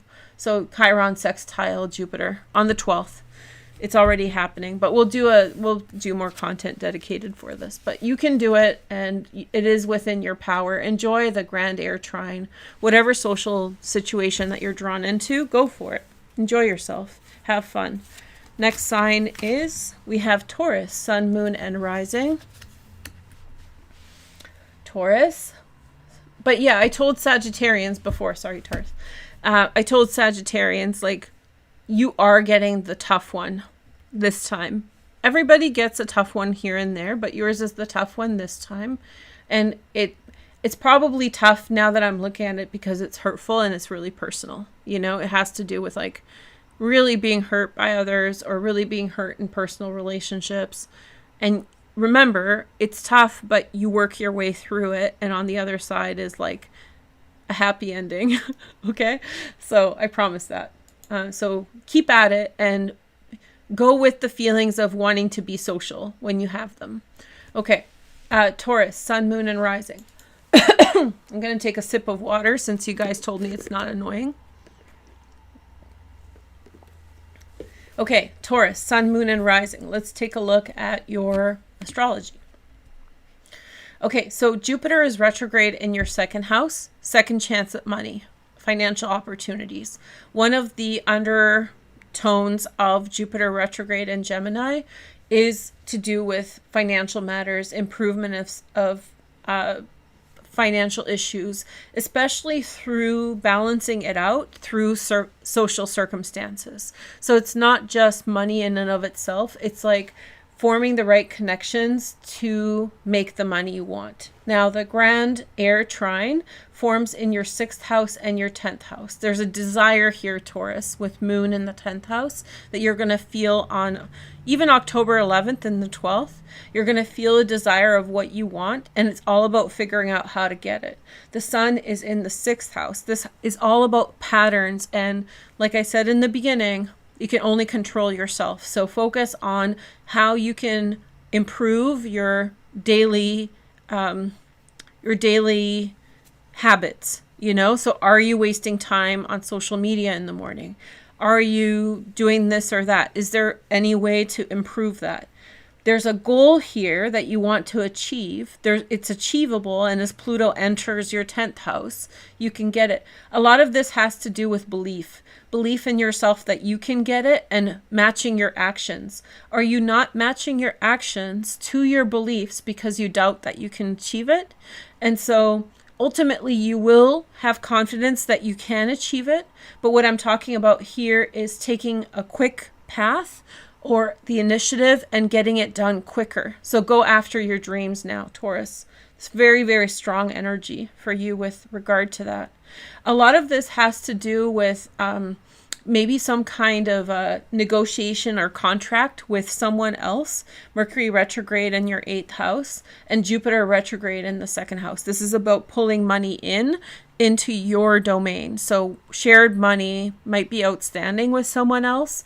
And so if in that circumstance, shared money with others, the energy of Jupiter retrograde is strong here. And so it's sucking that money into your influence. In other words, I think that there's a situation from the past that had you sharing money with someone or giving money away. And so the opposition with Mercury retrograde in your 8th house through December will have you taking your money back in some way, or your resources are coming back into your corner. So you're getting equity back in these circumstances. The other thing, Chiron, well, let's not get into Chiron, but everything, essentially everything here has to do with like deep psychology. There's a long list of reasons why this is happening and why it is like this for you. It's just sensitivity. But I think the focus here is on action. Like go after your dream that's coming up now. Go after the thing that you desire. Here is some cards. We have the 4 of Cups, denying yourself your future. I'm not saying this is sorry, I get blunt. I apologize. 4 of Cups, like you want to get to something, but you're holding yourself back and you can get it. And then we have the 9 of Swords, feeling guilt. So it's like, it's that psychological, you're psyching yourself out, you're not going after something. You've probably buddied up with other people because of a fear of failure, right? And that connection with others is actually like a self-fulfilling prophecy. And so it's holding you back. And then you feel guilty because like it's reverb back onto you, mirroring back onto you. And you're like, why didn't I try harder? Why didn't I make this happen? Just guilt and terrible feelings. Mental anguish, Chiron again. But see, I could get into a psychological analysis of why this is happening, but that's not the point. The point is that at this time, you have a desire of something you want to achieve. And I think that you should go after it, carpe diem, seize the day, and maybe focus less on your psychology and more on like how can you practically structure your day to be more effective. And so this is guilt. This is like, why didn't I do this last week, right? The next card is the Wheel of Fortune. See, it's going to happen for you anyway. Like I'm saying, this is Jupiter. Pluto's going to enter your 10th house. You're going to get that goal or something like it anyway. But what I'm telling you now is there's a feeling of delays, procrastination, right? Which is often cited as a Taurus kind of feature. But I do think what I'm trying to point out here is that you can go after it now. It's a long-term or middle-term goal. So it's just put in the legwork now and the outcome will happen. Really good energy here, Jupiter, in the 2nd house. So like watch for your own resources, have your own back, be demanding. Don't be so conciliatory towards others, be more confident or be more invested in demanding your own representation in a matter, Okay, so just demand for you, like be your own negotiator. Okay. Go Taurus, go, you can do it. Okay, so next sign is we have Cancer, Sun, Moon, and Rising. See, I like this Jupiter retrograde a lot, even with the Mercury opposite. Okay, Cancer, High Cancer, Sun, Moon, and Rising. So Jupiter retrograde through your 12th house. So Jupiter is in a 12-year planetary cycle. It takes 12 years for Jupiter to go around the zodiac. And so if you have Cancer placement, Sun, Moon, Rising, whatever, Jupiter is going through that placement's 12th position, right? 12th house. So for that particular position, it is the 12th house, right? It's the final phase. I'm not going to sing because you guys heard my voice, but I'm not going to, but like that song, it's the final, I cannot not sing it. Sorry. It's the final showdown or crackdown. It's like a song from the 80s. Somebody sing it for me in spirit. But yeah, Jupiter in the 12th house. Jupiter as a transit in the 12th house, not natally, is not my favorite transit. It often brings up a lot of like latent things and kind of like stuff that's left over. So dependent on what transit in your chart is Cancer, there's something that creeps up with Jupiter in the 12th house. It brings old things up, 12-year-old things. And so Jupiter retrograde in some way can be distracting, but it's also, how do I say this? It gives you breathing room from the Jupiter and Gemini transit overall. So not my favorite transit. Things can come up for Cancer with Jupiter retrograde here. And I think that, again, I think, which sign did I do? Capricorn. And I was like kind of suggesting that they focus on routines. And I think in some way for you, like organizing yourself, setting in place things, or, vision boarding, like doing a vision board of what you want to achieve or how you're going to achieve it, making some lists, Cancer, can really work well when Mercury is retrograde in your 6th house. We'll talk about that then. But this whole energy opens up with the sun in the 4th house, the moon in the 8th house, and Jupiter in the 12th, which is a Grand Trine, Grand Air Trine, super duper energy. It really feels as though there's conditions with your family that you don't have much control over. Your relationships with your family are improving, which is improving that dynamic of the things that you can't control over. There's definitely feelings about like how things ended that are somewhat bitter or sad. I think that many Cancers are really dealing with like who they are out in the world. And there could be feelings of like, my family did this or that to me, or around me, and they caused me these consequences that I'm dealing with now. So there is a bitterness in the air in your chart. A lot of the things that you're coming up against now, Cancer, you cannot control, right? What someone did, the consequences of it, what you live with, right? This is just the outflow of actions that have now passed. And so there is this kind of like, it's a raw emotion, and it's like important for you to recognize. It's important for you to recognize, and you will overcome it. And in the meantime, really work on any feelings of bitterness, disappointment, or frustration. With the sun here, you may be being brought on October 12th. You may be being brought face to face with the people who and the issues that they left you with. So family members may show up who are actually the thing that's triggering. Don't worry about it. I think that you need to sit with so write a narrative, Mercury in the 6th house retrograde, rewrite your narrative. So for example, if you have a pattern of doing certain things because you've been labeled a certain way, right? Like behavioral things you do. Mercury retrograde November to December allows you to sit with yourself and write down commitments to yourself to do things differently, right? And so I think that that's a really nice way to work with Jupiter in the 12th house, because with Jupiter in the 12th house, you can't directly affect it so much. 12th house is kind of the subconscious, and we're not even aware. It's like a weird place to dilly-dally in. So I much prefer deal with the 6th house, Mercury retrograde, and see the outcome in the 12th house later. Okay, so things will come up. There, especially things to do with the last 12 years. And I think that for you, the focus would really be helpful with kind of like adopting new ways of doing things or painting yourself in a different light. You can change right now everything about you. You don't have to be that person that was labeled a certain way by other people, right? And we love people, so we get conditioned into believing what they say.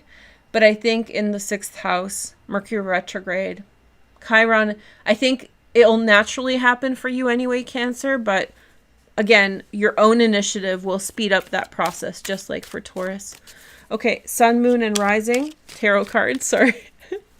If I mess up what I'm saying, then I'm intuitively thinking, not necessarily like to do with like formulating proper sentences. And so 2 of Swords, Moon in Libra. Oh, the Sun, you're the only sign that has this card show up. So you're allowed to do it, Cancer. You're allowed to be you, and you're allowed to bring joy.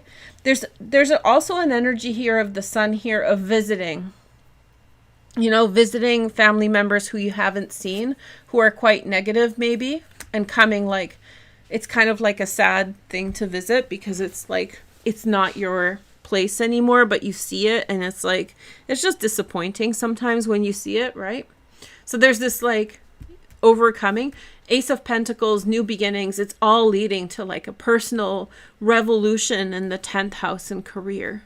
So you can, speed up the whole process. You don't have to wait for everything to happen of itself. The way you speed it up is you start doing the things and committing yourself to the things, putting your word behind the things that you want to be. You can change the way you look. You can change the way you behave. You can change how you explain yourself to others. You don't have to be the shy girl. You don't have to be the shy boy. You can be the confident one if you decide. So it might take some practice, but this is what is it? There's a saying about that. Fake it till you make it, right? That's a lot about talking about being fake, faking it till you make it, like saying what it is that you want to be, that you're not fully there yet in terms of behavior, and creating for yourself a space to be that. Ace of Pentacles, money, opportunities, happiness. 2 of Swords, not sure what to do. You're faced with like maybe the past you versus the new you, but you choose the new you. And with Jupiter retrograde, what I would say is try to do that fast and not waste any time on second guessing who you are, right? Very nice, Cancer. Sun, Moon, and Rising. Okay, so how many more? We have 3. I went through this really, really fast because that astrology intro wasn't too short. It's pretty long. Okay, but I'm good. Let me know in the comments if you guys are enjoying this. Gemini, Sun, Moon, and Rising. So this is where Jupiter, I'm like, there's something about Gemini that's really important. Like, oh, Jupiter retrograde in Gemini. Okay, Veroosh. There you go. Okay, so 1st house. Again, you get a do-over too. You get a bit of a do-over, Jupiter retrograde. You can be different in different situations now. So maybe you didn't do things the way that you wanted to in the past, especially in the past few months. And now you get a do-over. So you get this beautiful transit of Jupiter retrograde in your 1st house that allows you to like approach things from a different angle. Kind of different than Cancer though. This is much more to do with like, it's not so identity defining. For Cancer, it's all about like, change your identity now, today. For you, it's just like, do it differently. This starts off with a grand trine between the Sun and the Moon. Hasn't been seen since 2000, but really hasn't been seen since 1989. I was humbled and I put the reel on Instagram about 1989, and there was so many comments who were like, I wasn't even born yet. I used to do that to people all the time when I was younger. So it was like funny how people were like, I was just in the womb. I wasn't even conceived. I was like, thanks, girl. I was alive and aware. Anyway, so yeah, it's funny. It's just funny when it happens, right? It's like I'm officially old. Okay, so Grand Trine between the Sun and the Moon and Jupiter is really, really nice. And so for you, I think that like carpe diem again, Sun in the fifth house, seize the day, go after what your desire is, go after what you want. Some stormy feelings that you're leaving behind in terms of the things that you wanted. It's almost like a trauma bond to Pluto in the eighth house. I was thinking about like who had the worst Pluto transit, and I'm like, oh, it's Cancer and Gemini. I'm pretty sure. And I used to say Cancer, but now I think I've added you to the list, so congratulations, you've finished one heck of a transit there. So you may be having some mixed feelings about all that. It is a trauma bond. Like you got so used to like difficult times that you're still shaken up by it. But I think you should embrace the things you desire here with the Sun in the fifth house. In the Moon, there's a topic or an idea that's on your mind that grabs your interest. It's a good time to start learning it. There's a strong energy. This is a gatekeeping energy, like a gate portal energy here of like something you desire, something that you're interested by, prompts you to go after something, Gemini. So you should go after that. Chiron is in your 11th house in this case.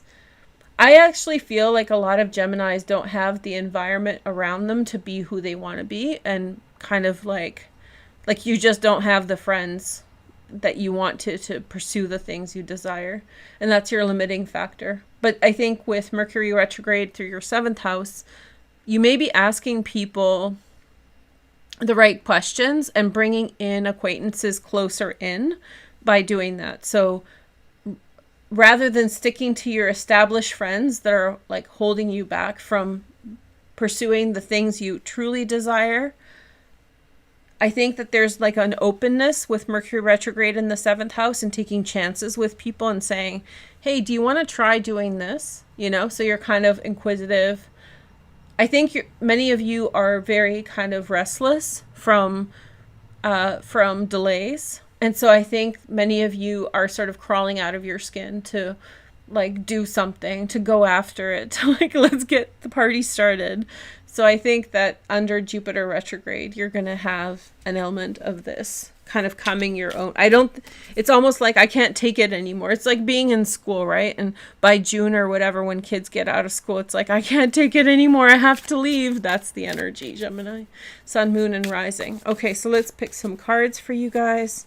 So we have the Fool. The only time this shows up, you're ready to go for it. A new beginning. That's ruled by Uranus. And Uranus is about to enter your first house. You're going to have one heck of a ride with that. We have 3 of Cups. There is an energy of going back to someone you already know to make a connection. It really feels as though, 10 of Cups, it feels as though you're reaching out to someone and like, let's start a new adventure. I think this is a risk-taking type of energy. I think that Geminis are fed up with their current surroundings socially. And I think that you're fed up with what you're getting from people. Not that they're bad people. They're just not giving you what you desire or want. And you're like, I can get more out of all this. And so we get this like, maybe there's a friend who you haven't seen in a while, or maybe someone else who you realize could be like a partner in crime with you, like somebody with whom you can enjoy things. And I think you get a lot of fulfillment out of this. So this is pursuing your desire, allowing people in to do the things you want, getting kind of out of your own way of stopping certain people from being around you, and also letting go of people who are maybe familiar, but who are not actually reflecting your true desires, right? They'll still be there. This isn't like an end to a friendship or an end to a connection, but this is actually staying true to you and your desire. Like, hey, I want to do this. I want to travel. I'm going to call my friend who is always talking about traveling, even though I don't talk to them very often. So it's just like, yeah, I'm going to make a decision. I'm going to go back to someone or something, and I'm going to go after what I want. Very nice. Very nice energy, Gemini.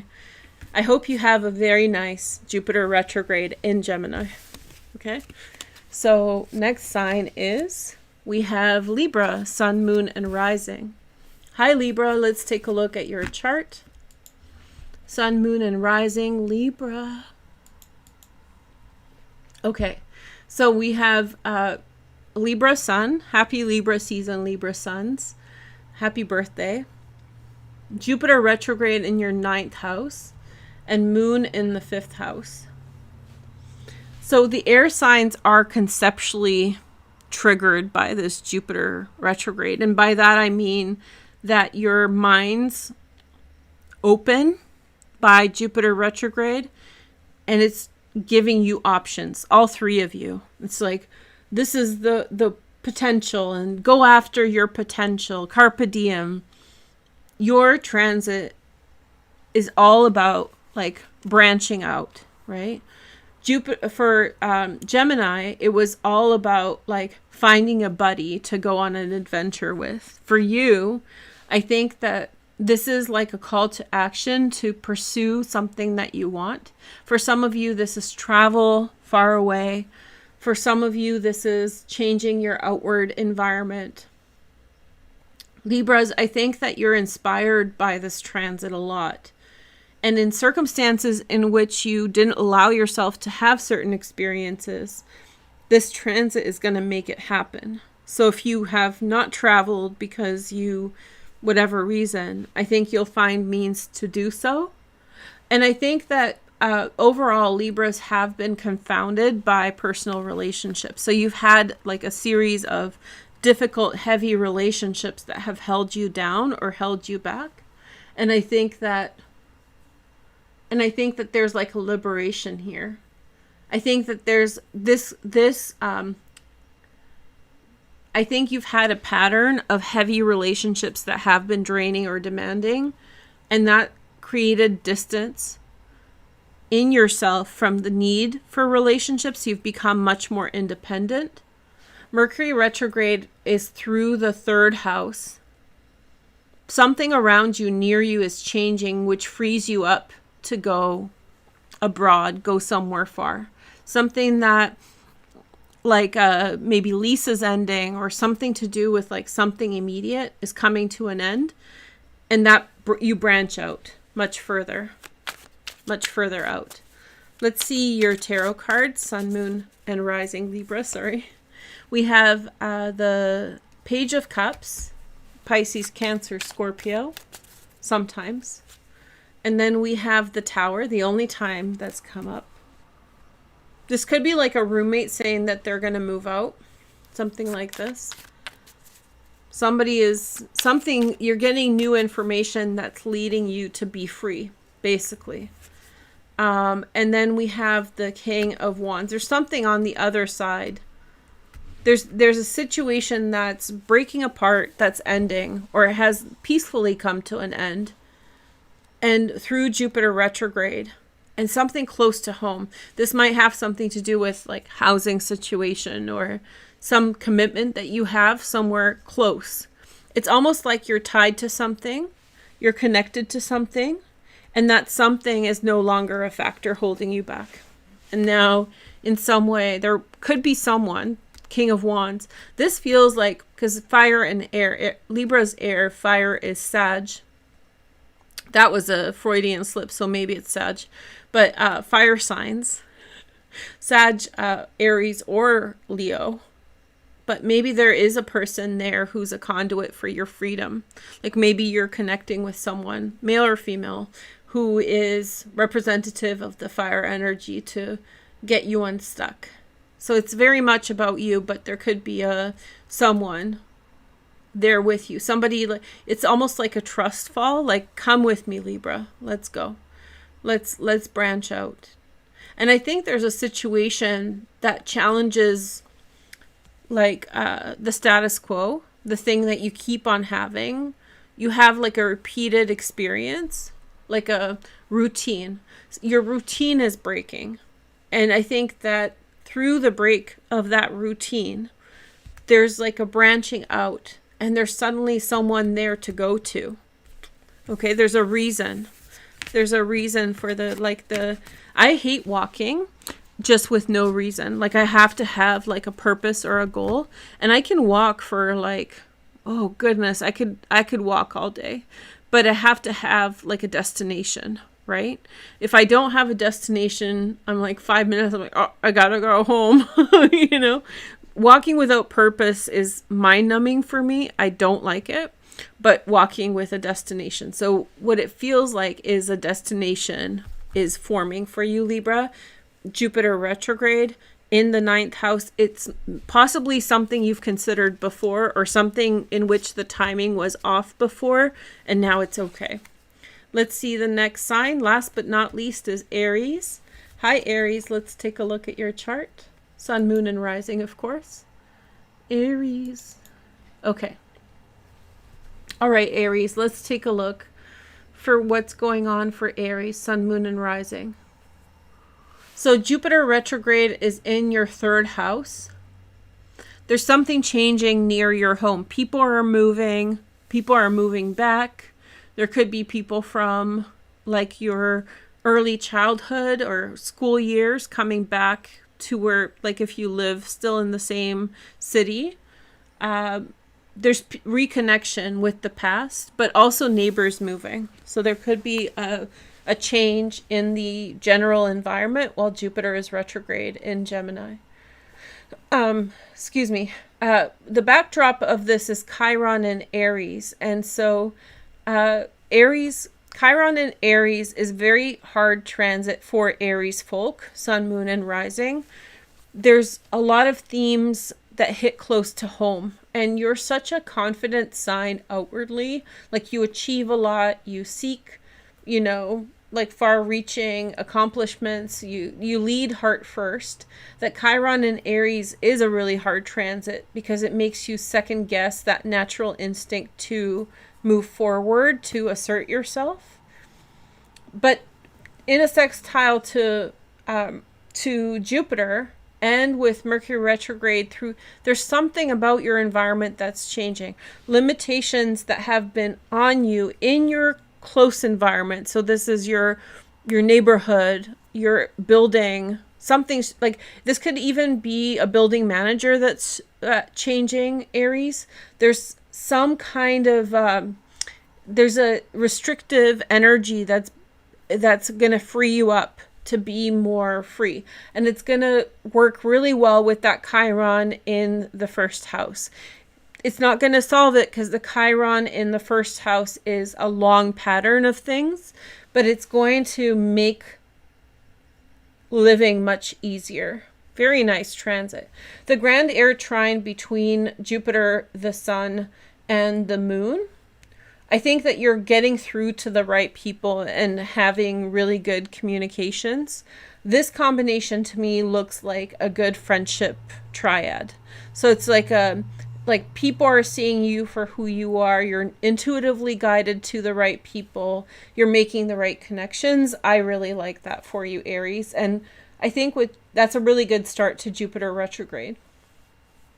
Overall, what this looks like is people in your environment that are holding you back, not like in a psychological way, but like they're doing things that are creating blockages for you. I think some of them are being removed. You know, that neighbor that always kind of like monitors your dog and just adds unnecessary stress to you, they're leaving. Maybe they've sold their house and they're moving. So there is that energy of like you're inching closer to freedom from the restrictive elements that have been affecting your Chiron in Aries for so long. It's not going to solve everything because Chiron in Aries is like a core wound, but it's going to make daily life easier. And I think that social life is going to really pop off for you. So I think that with Mercury retrograde in the 9th house, your mind's going to be open towards more possibilities. You're going to start getting creative again, like where you want to see things go, where you want to see things emerge too. Let's pick some tarot cards. I love moon in Aquarius. I said this already, but I'll repeat again. When moon's in Aquarius, my moon's in Aquarius, I get so much more lucid, and it's like I should film all my videos through the 2.5 days that moon's in Aquarius. Okay, so we have, this came up a lot for people. Apathy, you know, things that don't fit well now get a second opportunity. And then we have the sun. This only came up for Libra, I think. So you're the only one besides Libra that got this. Happiness, joy. I get this sense of happiness and joy and nice people. And the Two of Pentacles came up because you're still juggling it. Like I said, it's not going to alleviate all of it, but there's going to be improvements. So particularly the people who get in the way of you doing things are not going to be around for much longer. And there's going to be more room for you to be free within your circumstances. And with Mercury retrograde, there's going to be like an opening of a door with new opportunities. It's almost like you're around people who hold you back from setting yourself free. They're sort of like hall monitors, you know. They're pedantic and they're micromanaging you, and so it's been holding you back from really like opening up. It's been like keeping you down. And it's still not going to, by February 4th, it's still not going to be completely different. But whatever hall monitor, neighbor, whoever else is been up your butt, that person is not going to be around. Or several people. It's a dynamic, right? Or like whatever is going on close to home, that now you suddenly can move a little bit more freely, you know? You're not being watched as carefully. You have a little bit more room to breathe. And with that, your mind starts to open and you see different opportunities. You start, you know, one of the things when somebody is hypervigilant, it's called hovering, when somebody's hovering behind you and they're like trying to nitpick everything that you have like do or say. So it could be incredibly stunting for creativity. And so if that person or situation is no longer around, it's like, you know, when you have a neighbor who's like constantly watching you, you're not as free to act in the way that you want to be. And so now that things start to change, there's a change of management, there's some transformation, you can start thinking of the possibilities a bit more. It's very freeing. I like it a lot. Anyway, thank you guys so much for watching. We made it without losing the light. So thank you for watching. Oh, welcome new member. And I don't know what else to say. Thanks. Oh, hi Deji. Hi Crone. Hi Abra. Thanks for everybody in the chat. And I hope you guys have a nice day and we'll talk soon. See, Jupiter retrograde is not so bad this time. I'll talk to you soon. Take care. Bye.